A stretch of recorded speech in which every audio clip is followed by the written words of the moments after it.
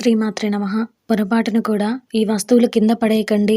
అవేంటంటే, ప్రతి ఒక్క మనిషి వారి జీవితంలో తెలిసి తెలియక కొన్ని రకాల తప్పులను చేస్తూ ఉంటారు. అయితే కొన్ని సార్లు తెలిసి తెలియక చేసే తప్పుల వల్ల వాటి ఫలితాలను అనుభవించాల్సి ఉంటుంది. మనం చేసే ఆ చిన్న చిన్న పొరపాట్లే పెద్ద పెద్ద సమస్యలకు కూడా దారితీస్తూ ఉంటాయి. అందుకే మనం చేసే చిన్న చిన్న పొరపాట్ల విషయంలో కూడా ఖచ్చితంగా జాగ్రత్త వహించాలి.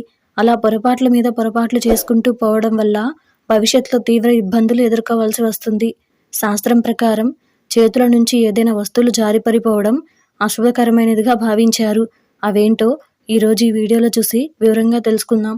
అంతకంటే ముందు ఈ వీడియో కనుక మీకు నచ్చినట్టయితే లైక్ చేయండి, షేర్ చేయండి. అలాగే మరెన్నో ఆధ్యాత్మిక విషయాల కోసం మన ఛానల్ని సబ్స్క్రైబ్ చేసుకోండి. ఇంకా విషయంలోకి వెళ్తే, అనుకోకుండా మీ చేతుల నుంచి ఉప్పు పడిపోతే రాబోయే కొద్ది రోజుల్లో డబ్బు కొరత ఏర్పడే అవకాశం ఉందన్న విషయాన్ని గుర్తించాలి. అలాగే పొరపాటు చేసిన వ్యక్తి జీవితంలో ఆర్థిక సమస్యలు ఎదుర్కోవాల్సి వస్తుంది.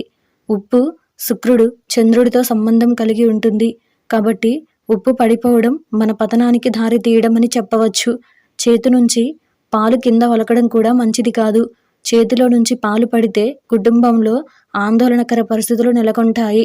అలాగే కుటుంబంలో గొడవలు ప్రారంభమవుతాయి. వాస్తుశాస్త్రం ప్రకారం చేతిలో నుంచి బియ్యం, గోధుమ వంటి ధాన్యాలు కింద పడడం కూడా అశుభమే. ఒకరి చేతి నుంచి ధాన్యం కింద పడితే అన్నపూర్ణాదేవి తల్లికి అవమానంగా పరిగణించాలి. అలాగే ఆ వ్యక్తి జీవితంలో ఆహార కొరతను ఎదుర్కొంటారని చెప్పవచ్చు. నల్ల మిరియాలు ఆరోగ్యానికి ఎంతో మేలు చేస్తాయి. ఇవి కింద పడిపోవడం అంటే మీరు లేదా మీకు దగ్గరగా ఉన్నవారు రాబోయే రోజుల్లో అనారోగ్య సమస్యలతో బాధపడే అవకాశం ఉంటుంది. పూజా ఫలకం కూడా పడిపోవడం మంచిది కాదు.